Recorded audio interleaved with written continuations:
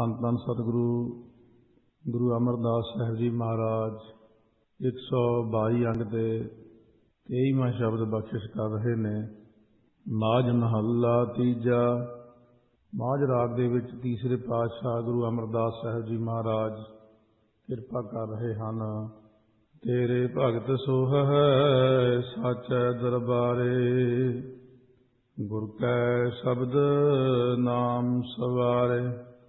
ਸਤਿਗੁਰੂ ਮਹਾਰਾਜ ਫਰਮਾਉਂਦੇ ਨੇ, ਗੁਰ ਕੈ ਸ਼ਬਦ, ਜਿਨ੍ਹਾਂ ਨੇ ਗੁਰਾਂ ਦੇ ਉਪਦੇਸ਼ ਦੁਆਰਾ ਨਾਮ ਜਪ ਕੇ ਨਾਮ ਸਵਾਰੇ, ਭਾਵ ਨਾਮ ਜਪ ਕੇ ਜਿਨ੍ਹਾਂ ਨੇ ਆਪਣੇ ਮਨ ਬੁੱਧ ਚਿੱਤ ਹੰਕਾਰ ਆਦਿਕ ਆਪਣੇ ਅੰਤਸ਼ਕਰਨ ਨੂੰ ਅੰਦਰੋਂ ਸਵਾਰ ਲਿਆ।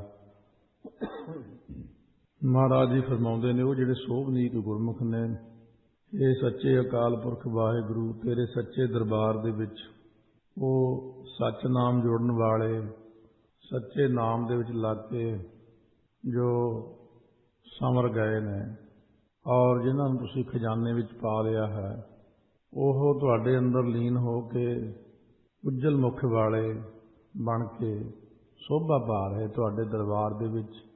ਗੋਬਿੰਦ ਉਜਲ ਹੰਸਾ, ਜਿਵੇਂ ਮਹਾਰਾਜ ਨੇ ਕੱਲ ਬਚਨ ਕੀਤਾ ਸੀ ਕਿ ਗੋਬਿੰਦ ਪਰਮੇਸ਼ਰ ਜੀ ਉਜਲ ਨੇ, ਉਹਨਾਂ ਦੇ ਜਿਹੜੇ ਹੰਸਾ ਤੋਂ ਭਾਵ ਜੀਵ ਨੇ ਉਹ ਵੀ ਉਜਲ ਹੋ ਜਾਂਦੇ ਨੇ, ਹੰਸਾਂ ਵਰਗੇ ਚਿੱਟੇ ਹੋ ਜਾਂਦੇ ਨੇ, ਹੰਸਾਂ ਵਰਗੇ ਗੁਣ ਆ ਜਾਂਦੇ ਨੇ ਉਹਨਾਂ ਦੇ ਵਿੱਚ। ਉਹ ਤੇਰੇ ਦਰ ਦੇ ਉੱਤੇ ਬੈਠੇ ਸੋਭਨੀਕ ਹੁੰਦੇ ਨੇ। ਸਦਾ ਆਨੰਦ ਰਹਿ ਦਿਨ ਰਾਤੀ, ਗੁਣ ਕਹਿ ਗੁਣੀ ਸਮਾਵਣਿਆ। ਉਹ ਹਮੇਸ਼ਾ ਹੀ ਹੁਣ ਰਾਤ ਦਿਨ ਅਨ ਦੋ ਵਿੱਚ ਰਹਿੰਦੇ ਨੇ। ਇਹ ਦੋ ਤੋਂ ਭਾਵ ਦਵੈਸ਼, ਅਨ ਹੁੰਦਾ ਰਹਿਤ, ਆਨੰਦ, ਇਹਦਾ ਨਾਮ ਹੀ ਆਨੰਦ ਹੈ। ਜਦੋਂ ਤੱਕ ਹਿਰਦੇ ਅੰਦਰ ਈਰਖਾ ਦਵੈਸ਼ ਹੈ, ਕਿਸੇ ਨਾਲ ਵੈਰ ਹੈ, ਕਿਸੇ ਨਾਲ ਮਿੱਤਰਤਾ ਹੈ, ਮਨ ਦੇ ਅੰਦਰ ਸੰਬਿਰਤੀ ਨਹੀਂ ਹੈ, ਜਦੋਂ ਤੱਕ ਵੈਰ ਵਿਰੋਧ ਭਾਵਨਾ, ਦੂਜੇ ਨੂੰ ਛੋਟਾ ਸਮਝਣਾ, ਵੱਡੇ ਨਾਲ ਈਰਖਾ ਕਰਨੀ, ਛੋਟੇ ਨੂੰ ਦਬਾ ਕੇ ਰੱਖਣਾ, ਇਤਿਆਦਿਕ ਬਹੁਤ ਸਾਰੀਆਂ ਮਨੁੱਖ ਦੇ ਅੰਦਰ ਅਲਾਮਤਾਂ ਹੁੰਦੀਆਂ ਨੇ। ਇੰਨਾ ਜ਼ਿਆਦਾ ਸ਼ੁੱਧ ਨਹੀਂ ਹੁੰਦਾ ਮਨ। ਪਰ ਮਹਾਰਾਜ ਕਹਿੰਦੇ, ਨਾਮ ਜਪਣ ਕਰਕੇ ਜਦੋਂ ਆਨ ਦੋ ਹੁੰਦੇ ਨੇ, ਦਵੈਸ਼ ਤੋਂ ਰਹਿਤ, ਈਰਖਾ ਤੋਂ ਰਹਿਤ ਹੋ ਜਾਂਦੇ ਨੇ, ਕਿਸੇ ਨਾਲ ਲੜਾਈ ਝਗੜਾ ਨਹੀਂ, ਸਾਰਿਆਂ ਵਿੱਚ ਇੱਕ ਪਰਮਾਤਮਾ ਨੂੰ ਦੇਖਦੇ ਨੇ, ਉਹ ਕੁਦਰਤੀ ਆਨੰਦ ਬਣਿਆ ਰਹਿੰਦਾ। ਕਿਉਂਕਿ ਵੈਰ ਵਿਰੋਧ ਵਾਲੇ ਇਨਸਾਨ ਹਮੇਸ਼ਾ ਬੈਠੇ ਤੜਫੀ ਜਾਂਦੇ ਰਹਿੰਦੇ ਨੇ, ਦੂਜੇ ਬਾਰੇ ਮਾੜਾ ਸੋਚਦੇ ਨੇ। ਉਹ ਪਰ ਰੱਬ ਦੇ ਪਿਆਰੇ ਆਪਣੇ ਆਨੰਦ ਵਿੱਚ ਲੀਨ ਰਹਿ ਕੇ ਗੁਣ ਗਾਇਨ ਕਰੀ ਜਾਂਦੇ ਨੇ ਅਤੇ ਗੁਣਾਂ ਨੂੰ ਕਹਿ ਕਹਿ ਕੇ ਗੁਣੀ ਜੋ ਪਰਮਾਤਮਾ ਹੈ ਉਹਦੇ ਵਿੱਚ ਸਮਾਵਣਿਆਂ ਤੋਂ ਭਾਵ ਲੀਨ ਹੋ ਗਏ। ਕਿਉਂਕਿ ਹੁਣ ਉਹਨਾਂ ਦੇ ਅੰਦਰ ਇਹ ਈਰਖਾ ਦਵੈਸ਼ ਆਦਿਕ ਦੇ ਫੁਰਨੇ ਬੰਦ ਹੋਣ ਕਰਕੇ ਉਹਨਾਂ ਦਾ ਧਿਆਨ ਸਿਰਫ ਪਰਮੇਸ਼ਰ 'ਚ ਹੀ ਰਹਿੰਦਾ ਹੈ। ਪਰਮੇਸ਼ਰ ਵਿੱਚ ਧਿਆਨ ਹੋਣ ਕਰਕੇ ਉਹ ਹੋਰ ਕੋਈ ਗੱਲ ਹੀ ਨਹੀਂ ਕਰਦੇ ਹਨ, ਸਿਰਫ ਗੁਣ ਹੀ ਗਾਈ ਜਾਂਦੇ ਨੇ। ਜੇ ਉਹਨਾਂ ਕੋਲ ਕੋਈ ਆ ਕੇ ਬੈਠ ਵੀ ਗਿਆ, ਉਹਨਾਂ ਨੇ ਉਹਦੇ ਨਾਲ ਵੀ ਸੰਸਾਰੀ ਗੱਲ ਨਹੀਂ ਕਰਨੀ, ਉਹਨੂੰ ਵੀ ਗੁਣ ਗਾਉਣ ਵਾਸਤੇ ਹੀ ਪ੍ਰੇਰਨਾ ਦਿੰਦੇ ਹਨ। ਇਸ ਤਰ੍ਹਾਂ ਮਹਾਰਾਜ ਸੱਚੇ ਪਾਤਸ਼ਾਹ ਦੀ ਬਖਸ਼ਿਸ਼ ਉਹਨਾਂ ਦੇ ਉੱਤੇ ਹੋ ਜਾਂਦੀ ਹੈ। ਹਉ ਵਾਰੀ ਜੀਉ ਵਾਰੀ, ਨਾਮ ਸੁਣ ਮਨ ਵਸਾਵਣਿਆ। ਮੈਂ ਉਹਨਾਂ ਤੋਂ ਆਪਣੇ ਸਰੀਰ ਕਰਕੇ ਵਾਰਨੇ ਬਲਿਹਾਰਨੇ ਜਾਵਾਂ, ਆਪਣੇ ਜੀ ਚਿੱਤੋਂ ਮਨੋਂ ਬਲਿਹਾਰ ਜਾਵਾਂ। ਜਿਨ੍ਹਾਂ ਨੇ ਵਾਹਿਗੁਰੂ ਨਾਮ ਨੂੰ ਪਹਿਲਾਂ ਤਾਂ ਕੰਨਾਂ ਦੁਆਰਾ ਸੁਣਿਆ ਹੈ, ਨਾਮ ਸੁਣ, ਇਹ ਬਹੁਤ ਵੱਡਾ ਆਪਣਾ ਸਿਧਾਂਤ ਹੈ। ਸੁਣੇ ਤੋਂ ਬਿਨਾਂ ਅੱਗੇ ਯਾਤਰਾ ਸ਼ੁਰੂ ਹੀ ਨਹੀਂ ਹੁੰਦੀ। ਸਭ ਤੋਂ ਪਹਿਲਾ ਕੰਮ ਹੈ ਆਪਣਾ ਬਾਣੀ ਨੂੰ ਸੁਣਨਾ ਹੈ, ਉਪਦੇਸ਼ ਨੂੰ ਸੁਣਨਾ ਹੈ, ਕੀਰਤਨ ਨੂੰ ਸੁਣਨਾ। ਵਾਹਿਗੁਰੂ ਕਿਹਾ, ਆਮ ਤੌਰ ਤੇ ਲੋਕੀ ਵਾਹਿਗੁਰੂ ਵਾਹਿਗੁਰੂ ਕਹਿ ਕੇ ਦੂਜੇ ਨੂੰ ਸੁਣਾਉਂਦੇ ਨੇ। ਮਹਾਰਾਜ ਕਹਿੰਦੇ, ਨਹੀਂ, ਆਪ ਸੁਣੋ। ਦੂਜੇ ਨੇ ਤਾਂ ਸੁਣ ਹੀ ਲੈਣਾ। ਵੱਡੀ ਗੱਲ ਹੁੰਦੀ ਆਪ ਦੇ ਮੂੰਹ ਨਾਲ ਕਹਿ ਕੇ ਆਪਣੇ ਹੀ ਕੰਨਾਂ ਨਾਲ ਸੁਣਨਾ ਅਤੇ ਆਪਣੇ ਅੰਤਰੀਵ ਕੰਨਾਂ ਨਾਲ ਅੰਦਰੋਂ ਸੁਣਨਾ, ਔਰ ਫਿਰ ਧਿਆਨ ਉਹਦੇ ਵਿੱਚ ਲੈ ਕੇ ਜਾਣਾ, ਵਾਹਿਗੁਰੂ ਵਿੱਚ। ਸਤਿਗੁਰੂ ਕਹਿੰਦੇ ਮੈਂ ਕੁਰਬਾਨ ਜਾਵਾਂ ਉਹਨਾਂ ਤੋਂ ਜਿਨ੍ਹਾਂ ਨੇ ਨਾਮ ਨੂੰ ਪਹਿਲਾਂ ਸੁਣਿਆ, ਫਿਰ ਉਹਦਾ ਮੰਨਣ ਕੀਤਾ, ਅਭਿਆਸ ਕੀਤਾ, ਫਿਰ ਮਨ ਦੇ ਅੰਦਰ ਨਾਮ ਨੂੰ ਵਸਾ ਲਿਆ। ਨਾਮ ਜੇ ਇੱਕ ਛਿਨ ਮਾਤਰ ਵੀ ਹਿਰਦੇ 'ਚ ਵਸ ਗਿਆ, ਇੱਕ ਛਿਨ, ਸਿਰਫ ਇੱਕ ਛਿਨ ਬਹੁਤ ਥੋੜਾ ਜਿਹਾ ਹੁੰਦਾ। ਇੱਕ ਵਾਰੀ ਵੀ ਜਿੱਦਣ ਅੰਦਰੋਂ ਮਨੋਂ ਵਾਹਿਗੁਰੂ ਕਹਿ ਦਿੱਤਾ, ਮਹਾਰਾਜ ਕਹਿੰਦੇ ਉਹ ਤੋਂ ਬਲਿਹਾਰ ਜਾਵਾਂ, ਕਿਉਂਕਿ ਹਲੇ ਤੱਕ ਆਪਣਾ ਮਨ ਬੋਲਿਆ ਨਹੀਂ ਵਾਹਿਗੁਰੂ, ਹਲੇ ਤਾਂ ਜੀਭ ਵੀ ਬੋਲੀ ਜਾਂਦੀ, ਸਰੀਰ ਬੋਲਦਾ, ਰੌਲਾ ਪਾਉਣ ਵਾਲਿਆਂ ਵਿੱਚੋਂ ਹਲੇ। ਜਦੋਂ ਅੰਦਰੋਂ ਨਾਮ ਨੇ ਪ੍ਰਗਟ ਹੋਣਾ, ਹਿਰਦੇ 'ਚੋਂ ਆਵਾਜ਼ ਆਈ, ਹਿਰਦੇ ਨੇ ਸ਼ਰਵਣ ਕੀਤਾ, ਸਤਿਗੁਰੂ ਕਹਿੰਦੇ ਉਹ ਦਿਨ ਭਾਗਾਂ ਵਾਲਾ ਹੋਵੇਗਾ। ਏਕ ਚਿਤ ਜੇ ਏਕ ਛਿਨ ਧਿਆਇਓ, ਕਾਲ ਫਾਸ ਕੇ ਬੀਚ ਨਾ ਆਇਓ। ਹਰ ਜੀਉ ਸੱਚਾ ਊਚੋ ਊਚਾ, ਹਉਮੈ ਮਾਰ ਮਿਲਾਵਣਿਆ ਰਹਾਓ। ਉਹ ਹਰ ਜੀਉ ਪਰਮਾਤਮਾ ਸੱਚਾ ਹੈ, ਕਿਉਂਕਿ ਸੱਚਾ ਇਸ ਕਰਕੇ ਹੈ, ਉਹਦੇ ਅੰਦਰ ਕੋਈ ਲਾਲਚ, ਲਿਪਸਾ, ਵਿਕਾਰ ਕੁਛ ਵੀ ਨਹੀਂ ਹੈ। ਇਤਨਾ ਜ਼ਿਆਦਾ ਸੱਚਾ ਹੈ, ਇਸੇ ਕਰਕੇ ਉਹ ਜੁਗੋ ਜੁਗ ਅਟਲ ਹੈ। ਕਿਉਂਕਿ ਜਿੱਥੇ ਮਾੜਾ ਜਿਹਾ ਵੀ ਝੂਠ ਆ ਗਿਆ, ਉੱਥੇ ਹੀ ਨਾਸ ਹੋ ਜਾਂਦਾ। ਸੱਚਾ ਹੋਣ ਕਰਕੇ ਹੀ ਮਹਾਰਾਜ ਕਹਿੰਦੇ ਨੇ ਆਦਿ ਸੱਚ, ਜੁਗਾਦ ਸੱਚ, ਐ ਭੀ ਸੱਚ, ਨਾਨਕ ਹੋਸੀ ਭੀ ਸੱਚ। ਹਰ ਜੀਉ ਸੱਚਾ ਹੋਣ ਕਰਕੇ ਹੀ ਉੱਚੋ ਉੱਚਾ ਹੈ। ਉਹ ਉੱਚਿਆਂ ਤੋਂ ਵੀ ਉੱਚਾ ਹੈ। ਦੁਨੀਆ ਸਭ ਤੋਂ ਉੱਚਾ ਜਿਹਨੂੰ ਮੰਨਦੀ ਹੈ, ਉਹਦੇ ਤੋਂ ਵੀ ਉੱਚਾ, ਫਿਰ ਉਹਦੇ ਤੋਂ ਵੀ ਉੱਚਾ, ਸਭ ਤੋਂ ਉੱਚਾ ਹੈ। ਹਉਮੈ ਮਾਰ ਮਿਲਾਵਣਿਆ ਰਹਾਓ। ਜਿਨ੍ਹਾਂ ਨੇ ਹਉਮੈ ਨੂੰ ਮਾਰਿਆ, ਉਹਨਾਂ ਨੂੰ ਵਾਹਿਗੁਰੂ ਨੇ ਆਪਣੇ ਨਾਲ ਮਿਲਾ ਲਿਆ। ਕਿਉਂਕਿ ਹਉਮੈ ਐਸੀ ਚੀਜ਼ ਹੈ ਜਿਹੜੀ ਦੇਖਣ ਨੂੰ ਤਾਂ ਨਹੀਂ ਲੱਗਦੀ, ਪਰ ਇਹ ਭਾਰੀ ਬਹੁਤ ਹੈ। ਕਬੀਰ ਮੁਕਤ ਦੁਆਰਾ ਸੰਕੁੜਾ, ਰਾਈ ਦਸਵੇਂ ਭਾਏ। ਮੁਕਤੀ ਦਾ ਦਰਵਾਜ਼ਾ ਬਹੁਤ ਛੋਟਾ ਹੈ, ਰਾਈ ਦੇ ਦਾਣੇ ਦੇ 10ਵੇਂ ਹਿੱਸੇ ਜਿੰਨਾ। ਪਰ ਕਹਿੰਦੇ ਮਨ ਤਾਂ ਮੈਗਲ ਹੋਏ ਰਹਾ, ਮਨ ਤਾਂ ਹੰਕਾਰ ਕਰਕੇ ਹਾਥੀ ਜਿੱਡਾ ਹੋਇਆ ਪਿਆ, ਨਿਕਸਿਆ ਕਿਉਂ ਕਰ ਜਾਏ। ਇਸ ਮੁਕਤੀ ਦੇ ਦਰਵਾਜ਼ੇ ਦੇ ਵਿੱਚੋਂ ਕਿਵੇਂ ਨਿਕਲੇਗਾ, ਅੱਗੇ ਨੂੰ ਪਾਰ ਕਿਵੇਂ ਹੋਵੇਗਾ। ਹਉਮੈ ਬਹੁਤ ਜ਼ਿਆਦਾ ਭਾਰੀ ਹੈ। ਹਉਮੈ ਕਰਕੇ ਜੀਵ ਥੱਲੇ ਨੂੰ ਡਿੱਗ ਪੈਂਦਾ। ਹਉਮੈ ਕਰਕੇ ਇੰਨਾ ਅਕੜੇਵਾਂ ਹੁੰਦਾ, ਝੁਕ ਕੇ ਝਾੜੂ ਨਹੀਂ ਚੱਕਿਆ ਜਾਂਦਾ, ਝੁਕ ਕੇ ਜੋੜੇ ਸਾਫ਼ ਨਹੀਂ ਹੁੰਦੇ, ਝੁਕ ਕੇ ਭਾਂਡੇ ਜੂਠੇ ਨਹੀਂ ਚੱਕੇ ਜਾਂਦੇ। ਹਉਮੈ ਨਾਲ ਕੁਝ ਵੀ ਨਹੀਂ ਕੀਤਾ ਜਾ ਸਕਦਾ। ਮੈਂ ਕਰਾਂ, ਇਹ ਮੈਂ ਕਰਾਂ ਚੌਰ। ਉਹ ਜਿੰਨੀ ਜਿੰਨੀ ਹਉਮੈ ਵਧੀ ਜਾਂਦੀ ਹੈ, ਓਨੀ ਓਨੀ ਗਾਹਾਂ ਮੈਂ ਆਈ ਜਾਂਦੀ ਹੈ, ਓਨਾ ਹੀ ਪਰਮੇਸ਼ਰ ਤੋਂ ਵਿਰੁੱਧ ਹੋਈ ਜਾਂਦਾ, ਓਨਾ ਹੀ ਦੂਰ ਹੋਈ ਜਾਂਦਾ।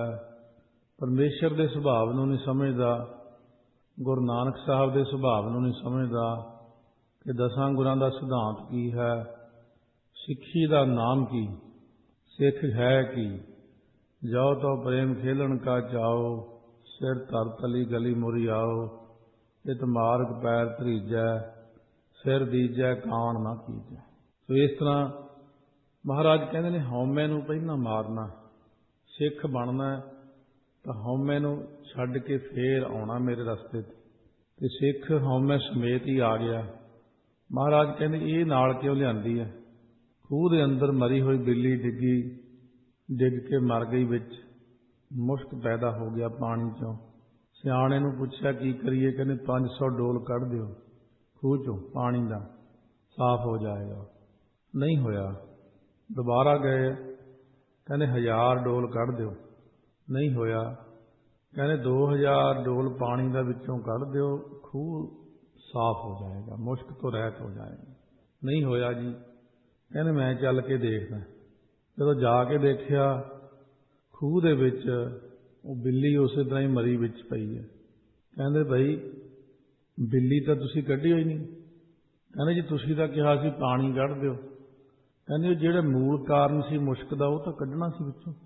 ਸੋ ਇਸ ਤਰ੍ਹਾਂ ਜਿਤਨਾ ਮਰਜ਼ੀ ਯਤਨ ਕਰ ਲਓ, 500 1000 2000 ਯਤਨ ਕਰ ਲਓ, ਜਦ ਤੱਕ ਇਹ ਮਰੀ ਹੋਈ ਬਿੱਲੀ ਹਉਮੈ ਨੂੰ ਨਹੀਂ ਬਾਹਰ ਕੱਢਦੇ, ਉਦੋਂ ਤੱਕ ਸਾਰੇ ਯਤਨ ਨਿਸਫਲ ਨੇ। ਇਸ ਕਰਕੇ ਪਹਿਲਾਂ ਭਾਂਡਾ ਧੋਏ ਬੈਸ ਧੂਪ ਦੇਵੋ, ਤੌ ਦੁੱਧੇ ਕੋ ਜਾਵੇ। ਨਾਮ ਦੀ ਦਾਤ ਮੰਗਣ ਲੱਗਿਆ ਦੇਰ ਨਹੀਂ ਲਾਉਂਦੇ। ਨਾਮਦਾਨ ਬਖਸ਼ੋ ਮਹਾਰਾਜ। ਮਹਾਰਾਜ ਕਹਿੰਦੇ ਭਾਂਡਾ ਸ਼ੁੱਧ ਹੈ, ਭਾਂਡਾ ਤਾਂ ਮੈਲਾ ਹੈ, ਇਹਦੇ ਚ ਨਾਮਦਾਨ ਕਿੱਥੋਂ ਪਾ ਦਈਏ। ਪਹਿਲਾਂ ਭਾਂਡੇ ਨੂੰ ਸਾਫ਼ ਕਰਨਾ, ਸੇਵਾ ਨਾਲ, ਨਿਮਰਤਾ ਨਾਲ ਭਾਂਡੇ ਨੂੰ ਸ਼ੁੱਧ ਕਰਨਾ, ਬਾਣੀ ਨਾਲ, ਕੀਰਤਨ ਨਾਲ, ਕਥਾ ਨਾਲ। ਹੁਣ ਕੀ ਕਹਿੰਦਾ ਅੱਜ ਦਾ ਜੀਵ? ਹਉਮੈ ਦਾ ਮਾਰਿਆ ਹੋਇਆ, ਕਥਾ ਦੀ ਲੋੜ ਨਹੀਂ, ਕੀਰਤਨ ਦੀ ਲੋੜ ਨਹੀਂ, ਇਸ਼ਨਾਨ ਦੀ ਲੋੜ ਨਹੀਂ, ਅੰਮ੍ਰਿਤ ਦੀ ਲੋੜ ਨਹੀਂ, ਸਿੱਧਾ ਹੀ ਨਾਮ ਹਿਰਦੇ 'ਚ। ਮਹਾਰਾਜ ਸੱਚੇ ਪਾਤਸ਼ਾਹ ਕਹਿੰਦੇ ਇਸ ਤਰ੍ਹਾਂ ਹਿਰਦੇ 'ਚ ਨਾਮ ਦਾ ਵਾਸਾ ਨਹੀਂ ਹੋਣਾ। ਮਰਿਆਦਾ ਨੂੰ ਪੂਰੀ ਕਰੋ, ਫਿਰ ਹਉਮੈ ਦੀ ਨਿਵਰਤੀ ਕਰੋ, ਝੁਕ ਕੇ ਆਓ। ਨੀਵੇਂ ਹੋ ਕੇ ਹੀ ਸਾਰਾ ਕੁਝ ਪ੍ਰਾਪਤ ਹੁੰਦਾ ਜੀਵ ਨੂੰ। ਹਰ ਜੀਓ ਸਾਚਾ ਸਾਚੀ ਨਾਈ, ਗੁਰ ਪ੍ਰਸਾਦੀ ਕਿਸੈ ਮਿਲਾਈ। ਵਿਸ਼ਰਾਮ ਦੇ ਕੇ ਫਰਮਾਉਂਦੇ ਨੇ ਵਾਹਿਗੁਰੂ ਆਪ ਸੱਚਾ ਹੈ, ਉਹਦੀ ਜਿਹੜੀ ਵਡਿਆਈ ਵੀ ਸੱਚੀ ਹੈ। ਫਿਰ ਗੁਰੂ ਸਾਹਿਬ ਦੀ ਕਿਰਪਾ ਨਾਲ ਕਿਸੇ ਵਿਰਲੇ ਨੂੰ ਹੀ ਨਾਮ ਦੀ ਵਡਿਆਈ ਮਿਲਦੀ ਹੈ। ਇੰਨੀ ਸੌਖੀ ਤੇ ਸਸਤੀ ਨਹੀਂ ਹੈ ਨਾਮ ਦੀ ਵਡਿਆਈ। ਜਿਨ੍ਹਾਂ ਨੂੰ ਮਿਲ ਜਾਂਦੀ ਹੈ ਉਹ ਸੰਸਾਰ ਦੇ ਵਿੱਚ ਚਮਕਦੇ ਨੇ, ਜਿਵੇਂ ਚੰਦਰਮਾ ਅਸਮਾਨ ਦੇ ਵਿੱਚ, ਜਿਵੇਂ ਸੂਰਜ ਚਮਕਦਾ ਅਸਮਾਨ ਦੇ ਵਿੱਚ, ਇਸ ਤਰ੍ਹਾਂ ਸੰਸਾਰ ਦੇ ਅੰਦਰ ਉਹ ਜੀਵ ਚਮਕਦੇ ਨੇ। ਦੂਰੋਂ ਪਤਾ ਲੱਗ ਜਾਂਦਾ ਹੈ। ਯੁੱਗਾਂ ਦਾ ਨਾਮ ਜਪਿਆ ਹੋਇਆ ਪ੍ਰਹਿਲਾਦ ਦਾ, ਧਰੂ ਦਾ, ਉਹ ਅੱਜ ਵੀ ਚਮਕੀ ਜਾਂਦੇ ਨੇ। ਤੇ ਜਿਹੜੇ ਪੁੱਠੇ ਕੰਮ ਕਰਨ ਵਾਲੇ ਨੇ ਉਹਨਾਂ ਨੂੰ ਕੋਈ ਯਾਦ ਹੀ ਨਹੀਂ ਕਰਦਾ। ਗੁਰ ਸ਼ਬਦ ਮਿਲੈ ਸੇ ਵਿਛੜੈ ਨਾਹੀਂ, ਸਹਿਜੇ ਸੱਚ ਸਮਾਵਣਿਆ। ਜੋ ਗੁਰ ਸ਼ਬਦ ਕਰਕੇ ਮਿਲਦੇ ਨੇ, ਗੁਰ ਸ਼ਬਦ ਦੇ ਦੁਆਰਾ, ਗੁਰ ਸ਼ਬਦ ਵਿੱਚ ਮਿਲ ਕੇ ਲੀਨ ਹੋ ਕੇ ਸ਼ਬਦ ਦਾ ਅਭਿਆਸ ਕਰ ਕਰਕੇ ਤੂੰ ਤੂੰ ਕਰਤਾ ਤੂੰ ਹੁਆ, ਮੁਝ ਮੈਂ ਰਹਾ ਨਾ ਹੂੰ, ਆਪਾ ਪਰ ਕਾ ਮਿਟ ਗਿਆ ਜਦ ਦੇਖਾਂ ਤਾ ਤੂੰ। ਗੁਰ ਸ਼ਬਦ ਵਿੱਚ ਆਪਣੇ ਆਪ ਨੂੰ ਹੌਲੀ ਹੌਲੀ ਲੀਨ ਕਰਦੇ ਨੇ, ਕਿਉਂਕਿ ਸ਼ਬਦ ਦਾ ਅਭਿਆਸ ਕਰਦਿਆਂ ਕਰਦਿਆਂ ਅੰਦਰੋਂ ਮੈਲ ਦੀ ਨਿਵਰਤੀ ਇਸ ਤਰ੍ਹਾਂ ਹੁੰਦੀ ਜਿਵੇਂ ਬਹੁਤ ਵੱਡਾ ਭਾਂਡਾ ਮੈਲੇ ਪਾਣੀ ਦਾ ਭਰਿਆ ਹੋਇਆ, ਇੱਕ ਬੰਦੇ ਤੋਂ ਨਹੀਂ ਚੁੱਕਿਆ ਜਾਂਦਾ, ਪਰ ਉਹ ਪਾਣੀ ਨੂੰ ਸਾਫ਼ ਵੀ ਕਰਨਾ ਚਾਹੁੰਦਾ। ਉਹਦੇ ਉੱਤੇ ਟੂਟੀ ਚਲਾਤੀ, ਉਹ ਟੂਟੀ ਦਾ ਪਾਣੀ ਚੱਲਦਾ ਰਿਹਾ ਚੱਲਦਾ ਰਿਹਾ। ਗੰਦਾ ਪਾਣੀ ਕਿੱਧਰ ਜਾਵੇਗਾ? ਗੰਦਾ ਪਾਣੀ ਕੁਦਰਤੀ ਬਾਹਰ ਡਿੱਗਣ ਲੱਗ ਪਿਆ। ਸਾਫ਼ ਪਾਣੀ ਉੱਤੋਂ ਪੈਂਦਾ ਗਿਆ, ਗੰਦਾ ਬਾਹਰ ਹੁੰਦਾ ਗਿਆ। ਘੰਟੇ ਕੁ ਬਾਅਦ ਦੇਖਿਆ ਉਹ ਭਾਂਡੇ ਦਾ ਪਾਣੀ ਬਿਲਕੁਲ ਸਾਫ਼ ਸੁਥਰਾ ਹੋ ਗਿਆ। ਮਹਾਰਾਜ ਕਹਿੰਦੇ ਨੇ ਇਸੇ ਤਰ੍ਹਾਂ ਮਨ ਦੀ ਗੰਦਗੀ ਨੂੰ ਤੁਸੀਂ ਫੜ ਕੇ ਨਹੀਂ ਕੱਢ ਸਕਦੇ ਹੱਥ ਨਾਲ। ਮਨ ਦੀ ਗੰਦਗੀ ਨੂੰ ਕੱਢਣਾ ਹੈ ਤਾਂ ਨਾਮ ਰੂਪੀ ਜਲ ਉੱਪਰੋਂ ਪਾਈ ਜਾਓ ਪਾਈ ਜਾਓ ਪਾਈ ਜਾਓ।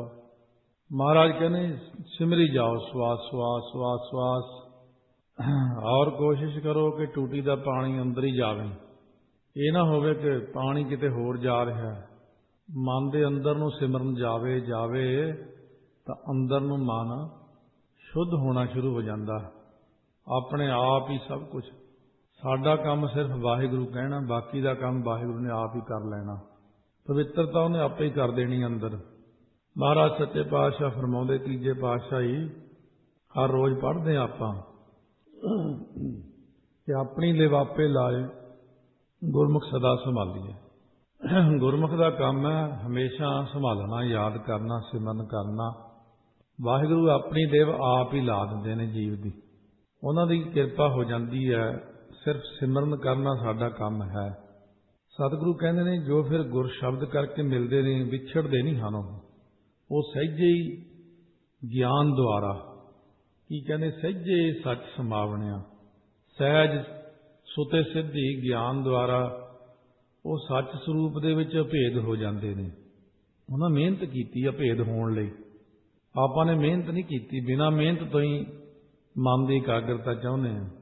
ਮਿਹਨਤ ਬਹੁਤ ਕਰਨੀ ਪੈਂਦੀ ਹੈ। ਤੁਝ ਤੇ ਬਾਹਰ ਕਛੂ ਨਾ ਹੋਏ, ਤੂੰ ਕਰ ਕਰ ਵੇਖ ਹੈ ਜਾਣੈ ਸੋਏ। ਇਹ ਵਾਹਿਗੁਰੂ ਜੀ ਆਪ ਜੀ ਦੇ ਹੁਕਮ ਤੋਂ ਬਾਹਰ ਕੁਝ ਨਹੀਂ ਹੁੰਦਾ। ਇਹ ਗੱਲ ਨੂੰ ਜਗਿਆਸੂ ਮਨ 'ਚ ਪੱਕਾ ਰੱਖੇ, ਕਿਉਂਕਿ ਇਹਦੇ ਨਾਲ ਫਿਰ ਮਨ ਦੇ ਜਿਹੜਾ ਮਨ ਬਾਰ-ਬਾਰ ਡੋਲਦਾ, ਪਤਾ ਨਹੀਂ ਕੀ ਬਣੇਗਾ, ਪਤਾ ਨਹੀਂ ਕੀ ਹੋਵੇਗਾ। ਹੋਵੇਗਾ ਤਾਂ ਉਹੀ ਜੋ ਉਹਨੇ ਕਰਨਾ, ਫਿਰ ਕਾਹਨੂੰ ਡੋਲਣਾ। ਗੁਰਮੁਖ ਕਹਿੰਦੇ ਨੇ ਫਿਲਮ ਤਾਂ ਸਾਰੀ ਬਣੀ ਪਈ ਹੈ, ਬਣੀ ਬਣਾਈ ਫਿਲਮ ਉੱਤੇ ਕੀ ਡੋਲਣਾ। ਉਹ ਤਾਂ ਜੋ ਉਹਨੇ ਬਣਾਉਣੀ ਸੀ, ਜੋ ਲਿਖਣਾ ਸੀ, ਉਹ ਤਾਂ ਸਭ ਕੁਝ ਲਿਖਿਆ ਹੀ ਪਿਆ ਹੈ ਜੋ ਹੋਣਾ। ਤੁਸੀਂ ਆਪਣਾ ਬੈਠ ਕੇ ਕਹਿੰਦੇ ਆਰਾਮ ਨਾਲ ਸਿਮਰਨ ਕਰੋ, ਮਨ ਨੂੰ ਦਲਾਏ ਮਾਨ ਨਾ ਕਰੋ। ਮਹਾਰਾਜ ਕਹਿੰਦੇ ਜੋ ਹੋਣਾ ਉਹ ਤਾਂ ਹੁਕਮ 'ਚ ਹੋ ਹੀ ਜਾਣਾ। ਆਪਣੇ ਸੋਚਣ ਨਾਲ ਕਦੇ ਕੁਝ ਨਹੀਂ ਹੁੰਦਾ। ਤੂੰ ਕਰ ਕਰ ਵੇਖੈ ਜਾਣੈ ਸੋਏ। ਤੂੰ ਆਪ ਹੀ ਕਰ ਕਰਕੇ ਉਤਪਤੀ, ਫਿਰ ਆਪ ਹੀ ਵੇਖੈ ਪਾਲਣਾ ਕਰਦਾ, ਆਪ ਹੀ ਫਿਰ ਲੈਤਾ ਕਰ ਦਿੰਦਾ ਜੀਵਾਂ ਦੀ। ਸਾਰਾ ਹੈ ਤੁਹਾਡੇ ਹੱਥ ਵਿੱਚ ਹੀ। ਇਹ ਜਿਹੜੇ ਵਿੱਚ ਵਿਚਾਲੇ ਜੇ ਫਿਰਦੇ ਨੇ ਨਕਲੀ ਜੇ, ਇਹ ਉਦਾਂ ਹੀ ਕਹੀ ਜਾਂਦੇ ਰਹਿੰਦੇ ਆਪਾਂ ਹੀ ਕਰਨ ਵਾਲੇ ਆ, ਇਹ ਤਾਂ ਇਹਨਾਂ ਨੇ ਕੀਤਾ ਜੀ। ਚੌਥੇ ਪਾਤਸ਼ਾਹ ਵੇਲੇ ਵੀ ਐਂ ਕਹਿੰਦੇ ਸੀ, ਇਹ ਇਹਨਾਂ ਨੇ ਫਲਾਣੇ ਨੇ ਕੀਤਾ। ਮਹਾਰਾਜ ਕਹਿੰਦੇ ਨੇ ਵੀ 5 ਤੱਤ ਪਰਮੇਸ਼ਰ ਨੇ ਬਣਾਏ ਨੇ। ਜੇ ਕੋਈ ਆਪਣੇ ਆਪ ਨੂੰ ਸਮਝਦਾ ਵੱਡਾ, ਜੇ ਤੁਹਾਨੂੰ ਕੋਈ ਕਹਿੰਦਾ ਮੈਂ ਹੀ ਰੱਬ ਹਾਂ, ਮਹਾਰਾਜ ਕਹਿੰਦੇ ਉਹਨੂੰ ਕਹੋ ਜਾ ਕੇ ਕੋਈ ਛੇਵਾਂ ਕਰਿਓ ਜੇ ਕੁਛ ਕੀਤਾ ਹੋਵੇ। ਕਹਿੰਦੇ 6ਵਾਂ ਤੱਤ ਬਣਾ ਕੇ ਦਿਖਾ ਦੇ, ਅਸੀਂ ਤੈਨੂੰ ਰੱਬ ਮੰਨ ਕੇ ਤੇਰੇ ਚਰਨੀ ਪੈ ਜਾਵਾਂਗੇ। 5 ਤੱਤ ਬਣਾਏ ਨੇ ਪਰਮੇਸ਼ਰ ਨੇ। ਜਿੰਨੇ ਨਕਲੀ ਸੰਸਾਰ ਦੇ ਅੰਦਰ ਬਣੇ ਬੈਠੇ ਰੱਬ ਗੁਰੂ, ਉਹ ਸਾਰੇ ਮਾੜਾ ਜਿਹਾ ਕੁਛ 6ਵਾਂ ਬਣਾ ਕੇ ਦਿਖਾ ਦੇਣ, ਕੁਛ ਨਹੀਂ ਬਣਾ ਸਕਦੇ। ਇਹ ਬੜੀ ਇੱਕ ਸੰਸਾਰ ਦੇ ਅੰਦਰ ਗੱਲ ਹੈਰਾਨੀਜਨਕ ਹੈ, ਹਾਸੋਹੀਣੀ ਵੀ ਹੈ। ਇੰਨੀ ਮਨ ਨੂੰ ਹੈਰਾਨਗੀ ਹੁੰਦੀ ਹੈ ਕਿ ਸੰਸਾਰ ਦੇ ਲੋਕ ਗੁਰੂ ਧਾਰਨ ਕਰਨ ਲੱਗਿਆਂ ਨਹੀਂ ਦੇਖਦੇ ਇਹ ਗੁਰੂ ਦੇ ਕੋਲ ਹੈ ਵੀ ਹੈ ਕੁਛ, ਇਹਦੇ ਪੱਲੇ ਵਿੱਚ ਕੁਛ ਹੈ। ਬਿਨੇ ਦੇਖੇ ਦਿਖਾਇਆ ਹੀ ਸਾਰੇ ਜਾਣੇ ਉਹਦੇ ਮਗਰ ਲੱਗ ਜਾਂਦੇ ਨੇ। ਉਹ ਉਹਨਾਂ ਦੀ ਦਿੱਤੀ ਹੋਈ ਮਾਇਆ ਨਾਲ ਐਸ਼ਾਂ ਕਰਦੇ ਨੇ, ਸੋ ਮਾੜੇ ਕੰਮ ਕਰਦੇ ਨੇ। ਅੱਗੇ ਹੋਰ ਜੁੰਡਲੀਆਂ ਬਣਾ ਕੇ ਉਹਨਾਂ ਨਾਲ ਮਾੜੇ ਕੰਮ ਕਰਦੇ ਨੇ।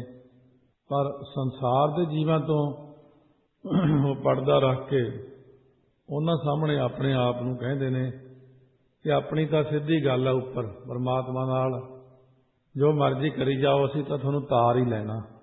ਇੱਥੇ ਆ ਕੇ ਜੀਵ ਬੇਫਿਕਰ ਹੋ ਕੇ ਮਾੜੇ ਕੰਮ ਕਰਦਾ।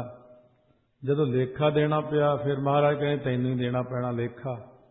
ਉਹਨੇ ਤਾਂ ਦੇਣਾ ਨਹੀਂ। ਆਪੇ ਕਰੇ ਕਰਾਏ ਕਰਤਾ, ਗੁਰਮਤਿ ਆਪ ਮਿਲਾ ਬਣਿਆ।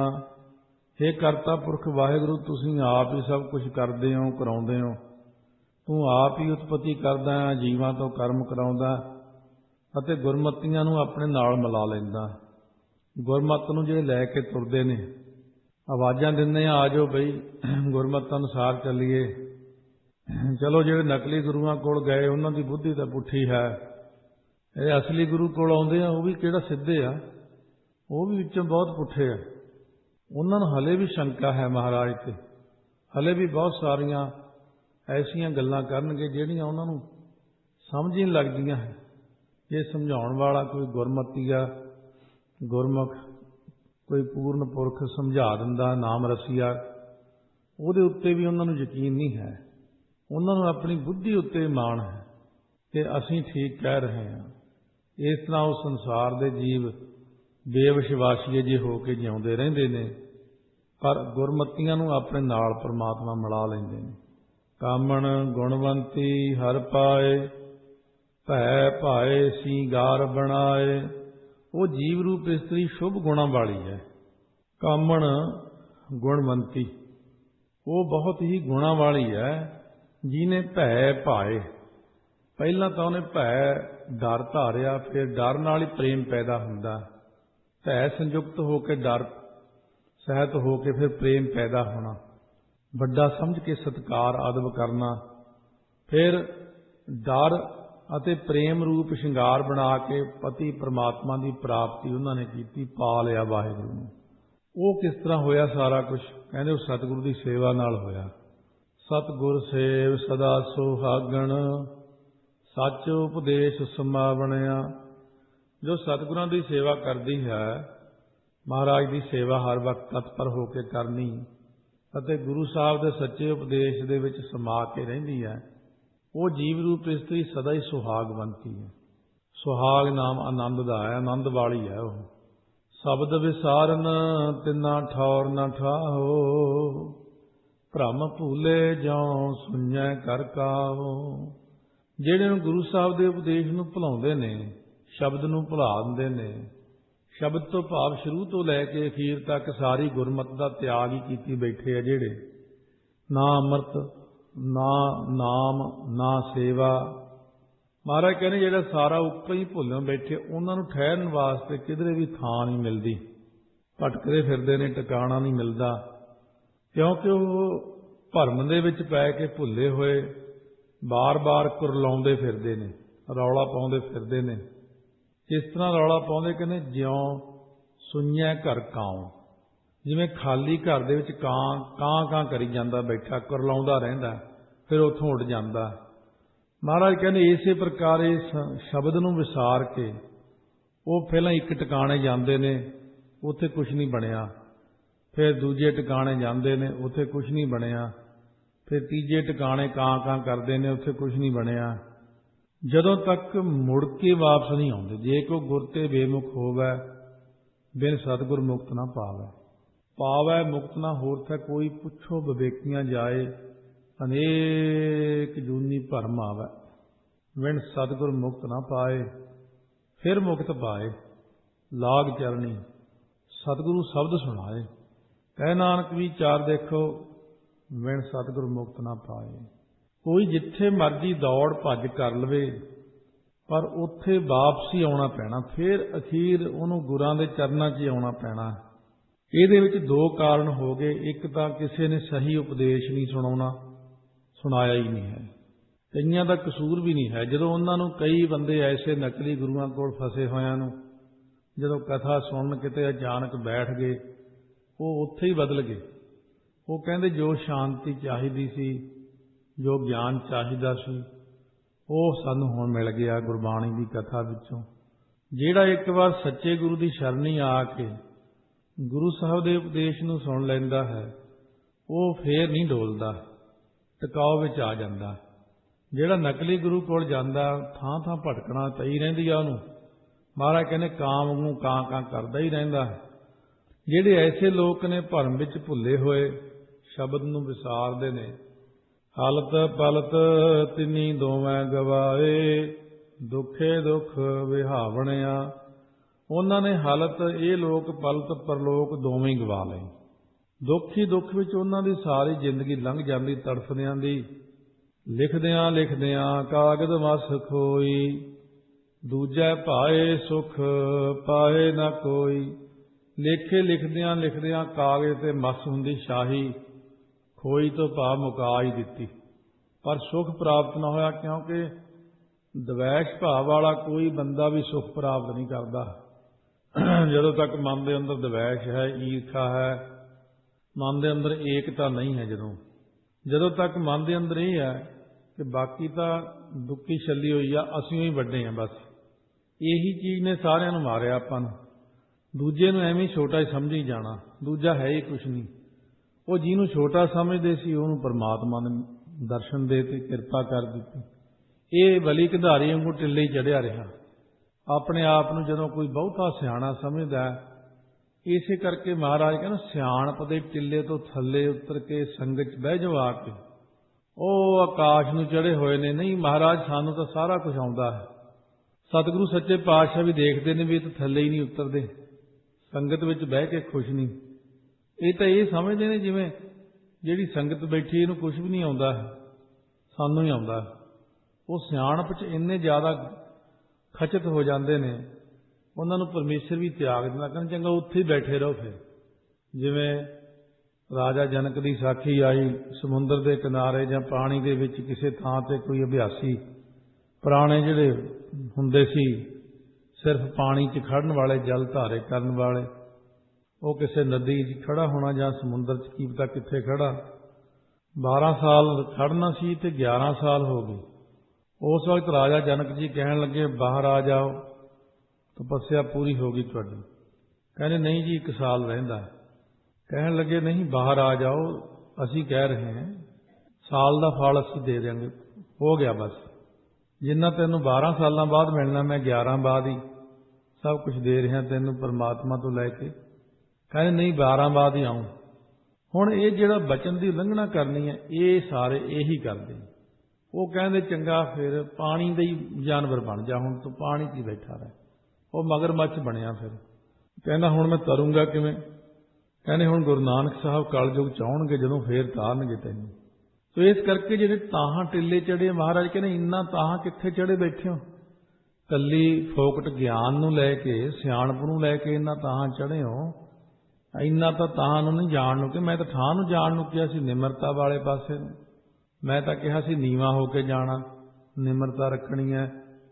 तो इस करके वो हंकार दे टिल्ले ते चढ़ के ही चढ़ाइयां कर गए। बस उन्होंने संगत विच आउण दा यतन नहीं कीता, कदे उन्होंने नाम दा अभ्यास नहीं कीता, झगड़ा ही करी जाते ने, पल्ले है नहीं कुछ। इस करके कहते ने कूड़ लिख है तै कूड़ कमाव है, जल जाव है कूड़ चित लावणिया। वो झूठे लेखे नूं लिखते ने ते कूड़े धन नूं कमाउंदे ने। जो झूठ बोलण विच चित लगाउंदे ने ਉਹ नरक की अग विच फिर जल जावे सड़ जाते हैं, प्रतख भी विषयां की अग विच सड़ जाते हैं। ये है कि मन के अंदर जदों शांति नहीं नाम करके टिकाओ नहीं बनया हाले, इसे करके उन्होंने मन के अंदर ईर्खा भावना, द्वैश भावना, तृष्णा, काम क्रोध आदि की अग बलदी ही रहिंदी है। इत्थों अग विचों कढ़े ते उपर फिर अग विच, उत्तों अग विचों फिर थले भेजे तो माता दी फिर उदर दी अग्नि विच फिर जैसी अग्न उदर में तैसी बाहर माया विच फिर अग विच। वो अग च ही घूमी जाते हैं, उन्होंने सोच ही नहीं पैंदी कि असीं अग चों बाहर आ जाइए। गुरमुख सचो सच लिखै विचार, से जन सच्चे पावै मोख द्वार। जो गुरमुख सच ही सच दे विचार लिखते हैं, वो सच्चे जिहड़े सेवक ने वो मुक्ति के दरवाजे ज्ञान नूं, ब्रह्म ज्ञान नूं प्राप्त कर लेंदे ने, क्योंकि वो सच नूं लिखते हैं। उन्हां कोल कलम भी दवात भी सब सच्चा ही सच्चा है। सच कागद कलम मसवाणी, सच लिख सच समावणिया। वो प्रतख जिहड़ा कागज है उन्हां कोले कलम है, मसवाणी दवात है, वो भी सफली है। जिस उत्ते सच नाम लिखिया वो भी सब कुछ सफला। कहते ने अंतरी भाव के अंदर कि वो हिरदा रूप कागज, प्रेम रूप जिहड़ी कलम है, ते शरदा वशिष्ठ जिहड़ी बुद्धि रूप मसवाणी दवात है, ये भी सफल है। जो सच्चा नाम जपदा है, जो लिखारी सच नूं लिखदा है, वो सच स्वरूप विच समा जांदा है। उन्होंने अपने हत्थां नूं सफले कीता है, गुरबाणी नूं लिख के उचारण करके। जिवें बाबा दीप सिंह जी ने इन्ने स्वरूप लिखे गुरु ग्रंथ साहिब महाराज दे, तो इस करके वो सफल ही होए ने। बहुत दुनिया अंदर उन्होंने बना के कितने पंज ग्रंथियां लिख के, नितनेम दे पोथियां लिख के वंडियां। सो इस तरह पंज ग्रंथी, 10 ग्रंथी, 22 12 भगत बाणी, सुंदर गुटके जिहड़े बनाए उन्हां समयां दे अंदर गुरु ग्रंथ साहिब दे स्वरूप रचे। और नाल नाल गुरमुख हिरदे अंदर भी लिखते हैं। जिवें महाराज तीजे पातशाह शब्द आया सी पिछे जे, कलम साजनी क्या सदाईया, हिरदा ही लिख ले हो। कलम दवात की मंगाउंदे हो भाई, हिरदे च लिख लो इहनूं। मेरा प्रभ अंतर बैठा वेखै, गुर प्रसादी मिलै सोई जन लेखै। हुण मेरा वाहिगुरु तो अंदर ही बैठा। सतगुरु कहने मेरा जो परमेश्वर है, जिन्हों मैं अपना कहना, मेरा अपना प्यारा परमेश्वर, वो तो अंदर बैठा होया सारियां नूं वेख रहा है। हरेक दे हिरदे च ही बैठा, हरेक दी अखां दे विच उहदी जोत है। गुरां दी किरपा नाल जिहनूं मिलदा उसे मनुख नूं लेखे विच पाउंदा, उही लेखे च पैंदा, उही सफला हुंदा। भाव प्रवान हो जांदा वो बंदा। नानक नाम मिलै वडियाई, पूरे गुर ते पावणिया। नाम जपण वाले नूं वडियाई मिलदी है। वडियाई जिन्हों लोग लभदे फिरदे ने, इन्ने इन्ने पैसे खर्चदे ने, मेरी वडियाई वड्डी हो जाए, मेरी वडियाई वड्डी हो जाए। पर पूरियां गुरां पासों नाम पाया जांदा, फिर नाम जपण वाले नूं वडियाई मिलदी है। दुनिया विच इन्नी वडियाई होर किसे नूं नहीं मिलदी। लोग वडियाई लई सारी जिंदगी ला दिंदे ने, बहुत कुछ करदे ने। अखबारां विच किवें सज के खड़दे ने, ये बड़ा शौक है हरेक नूं। अखबार विच सज के, चलो एक तो बंदा कोई ਵਿਸ਼ੇਸ਼ ਕਾਰਜ ਕਰ ਰਿਹਾ ਹੈ, ਕੋਈ ਕਿਸੇ ਫੰਕਸ਼ਨ ਤੇ ਖੜਾ, ਕੋਈ ਬੋਲ ਰਿਹਾ ਹੈ ਜਾਂ ਕਿਸੇ ਦੀ ਕੋਈ ਵਿਸ਼ੇਸ਼ ਇੰਟਰਵਿਊ ਆ ਰਹੀ ਹੈ, ਉਹ ਤਾਂ ਅਲੱਗ ਜੀ ਗੱਲ ਹੈ। ਇੱਕ ਉਹੀ ਲਾਈਨਾਂ ਲਾ ਲਾ ਕੇ ਖੜ ਕੇ ਸਿਰਫ ਫੋਟੋ ਹੀ ਖਿਚਾਉਣ ਵੀ ਮੇਰੀ ਅਖਬਾਰ 'ਚ ਫੋਟੋ ਆ ਜਾਏ, ਇਹ ਵਡਿਆਈ ਰੱਬ ਨੂੰ ਨਹੀਂ ਪਾਉਂਦੀ। ਰੱਬ ਨੂੰ ਪਾਉਂਦੀ ਹੈ ਨਾਮ ਦੀ ਵਡਿਆਈ। ਨਾਮ ਜਪਣ ਵਾਲੇ ਭਾਵੇਂ ਗੁਪਤ ਬੈਠ ਜਾਣ ਪਹਾੜਾਂ ਜੰਗਲਾਂ 'ਚ, ਉਹਨਾਂ ਦੀ ਵਡਿਆਈ ਫੇਰ ਵੀ ਹੋ ਜਾਂਦੀ ਹੈ। ਨਿਰਯਤਨ ਹੀ ਵਡਿਆਈ ਨਾਮ ਕਰਵਾ ਦਿੰਦਾ। ਜਿੱਥੇ ਮਰਜ਼ੀ ਕੋਈ ਬੈਠ ਜਾਵੇ ਉੱਥੋਂ ਹੀ ਵਡਿਆਈ ਹੋ ਜਾਂਦੀ ਉਹਨਾਂ ਜੀਵਾਂ